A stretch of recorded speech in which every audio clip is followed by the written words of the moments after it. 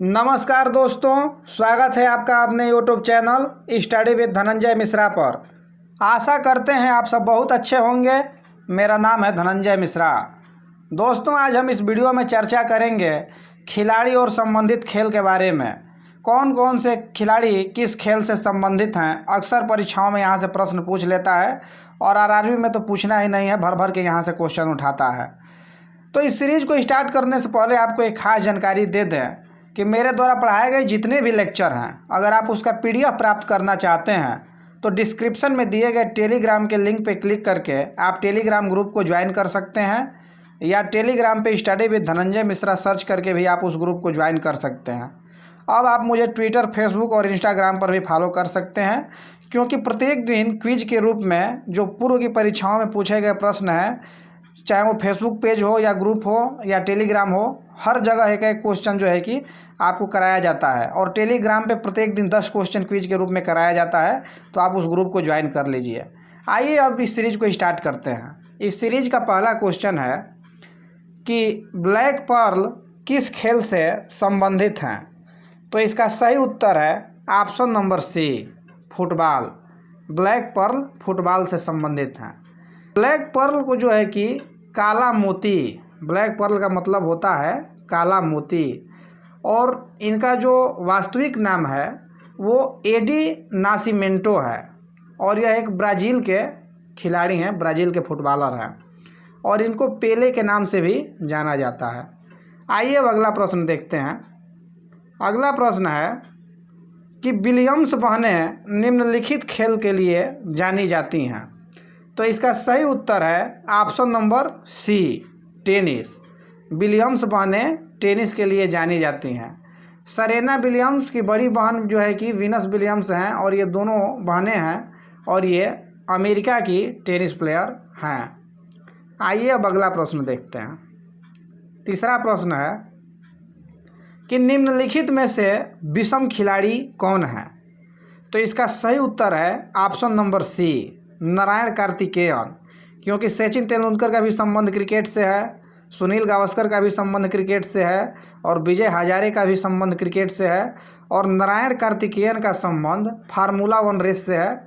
और नारायण कार्तिकेयन का जो जन्म हुआ था वो मद्रास, जो कि तमिलनाडु में स्थित है, वहीं पर इनका जन्म हुआ था। आइए अब अगला प्रश्न देखते हैं। चौथा प्रश्न है कि निम्नलिखित में से कौन सा सुमेलित नहीं है। तो इसका सही उत्तर है option number C, Maria Sharapova badminton. क्योंकि मारिया शारापोवा टेनिस से संबंधित है। अभिनव बिंद्रा जो है कि निशानेबाजी से संबंधित है, बिल्कुल सही है।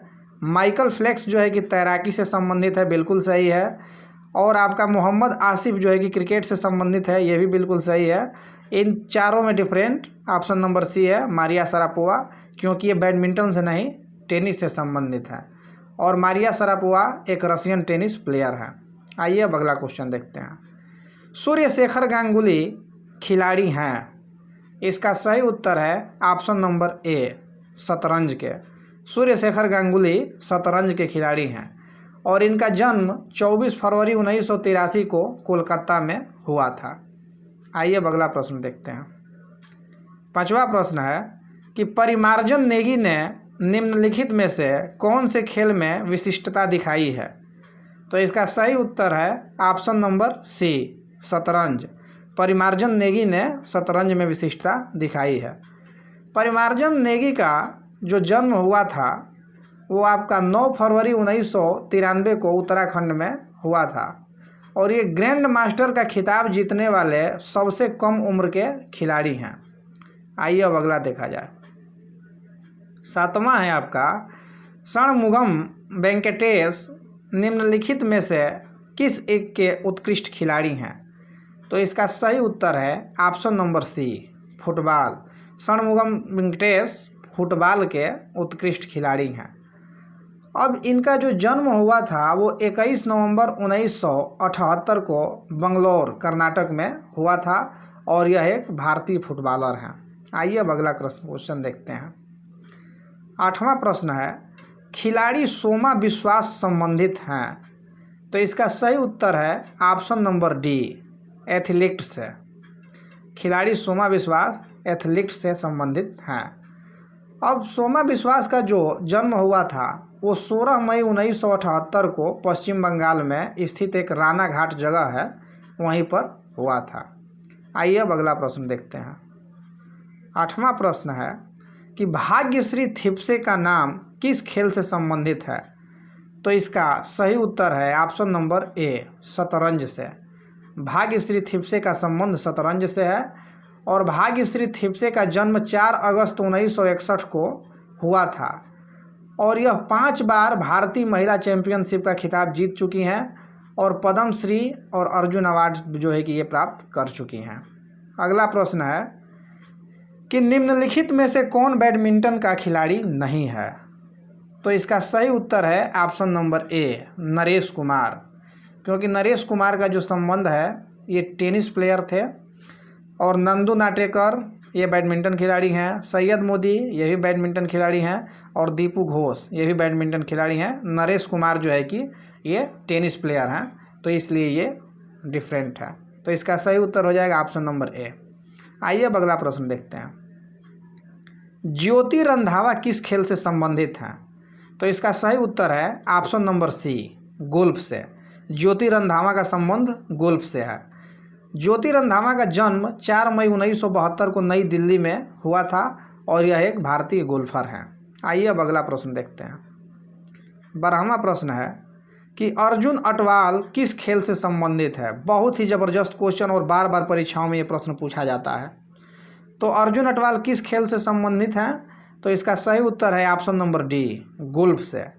अर्जुन अटवाल का संबंध गोल्फ से है और अर्जुन अटवाल का जो जन्म हुआ था वो 20 मार्च 1973 को आसनसोल जो कि पश्चिम बंगाल में है वहीं पर हुआ था। अब अगला प्रश्न देखते हैं कि निम्नलिखित में से कौन फार्मूला 1 रेस से संबंधित है? तो इसका सही उत्तर है option number D, Narayan Karthikeyan. Narayan Karthikeyan का संबंध फार्मूला 1 रेस से है। बाकी विश्वनाथ आनंद जो है कि आपके शतरंज के हैं, पंकज अडवाणी बिलियर्ड्स स्नूकर से संबंधित है और आपके जो दिलीप टर्की हैं ये हॉकी से संबंधित हैं। आइए अब अगला प्रश्न देखते हैं। तेजस्विनी सावंत प्रथम भारतीय महिला हैं जिसे विश्व चैंपियनशिप का खिताब सम्मान मिला है। तो इसका सही उत्तर है ऑप्शन नंबर सी, निशानेबाजी में। तेजस्विनी सावंत को निशानेबाजी में विश्व चैंपियनशिप का सम्मान मिला है। अब इनका जो है कि जन्म देख लेते हैं। तो 12 सितंबर 1980 को तेजस्विनी सावंत जी का जन्म हुआ था और ये कोल्हापुर महाराष्ट्र में इनका जन्म हुआ था। यह एक भारतीय निशानेबाज हैं। आइए अब अगला प्रश्न देखते हैं। 15वां प्रश्न है कि निम्नलिखित में से कौन एक टेनिस खिलाड़ी है? तो इसका सही उत्तर है option number B, Greg John's.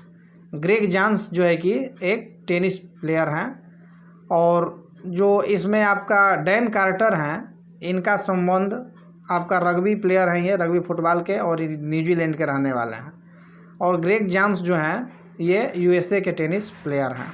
आइए अब अगला प्रश्न देखते हैं। 16वां प्रश्न है वह भारतीय टेनिस खिलाड़ी जो फिल्म निर्माण है तो हॉलीवुड से जुड़े हैं। तो इसका सही उत्तर है option number D, Ashok Amritraj. Ashok Amritraj भारतीय टेनिस खिलाड़ी हैं और जो है कि उससे जुड़े हैं आपके हॉलीवुड फिल्म निर्माण से। अब इनके बारे में हम जान लेते हैं। तो इनका जो जन्म हुआ था वो 22 फरवरी 1956 को चेन्नई में हुआ था। यह एक भारतीय अमेरिकी फिल्म निर्माता हैं तथा हाइड पार्क इंटरटेनमेंट के चेयरमैन एंड सीईओ भी हैं। आइए अब अगला प्रश्न देखते हैं। बुला चौधरी निम्नलिखित में से किस खेल विधा में सुविख्यात हैं? तो इसका सही उत्तर है ऑप्शन नंबर ए, तैराकी। बुला चौधरी का जो संबंध है वो तैराकी से है। इनका जो जन्म हुआ था 2 जनवरी 1970 को कोलकाता में हुआ था और ये 5 महाद्वीप के जो 7 समुंदर हैं उसे तैरकर पार कर चुकी हैं और जो है कि इनको अर्जुन अवार्ड से भी सम्मानित किया जा चुका है। आइए अब अगला प्रश्न देखते हैं। किस खेल में सुमन बाला ने भारत का प्रतिनिधित्व किया है? तो इसका सही उत्तर है ऑप्शन नंबर बी, महिला हॉकी में।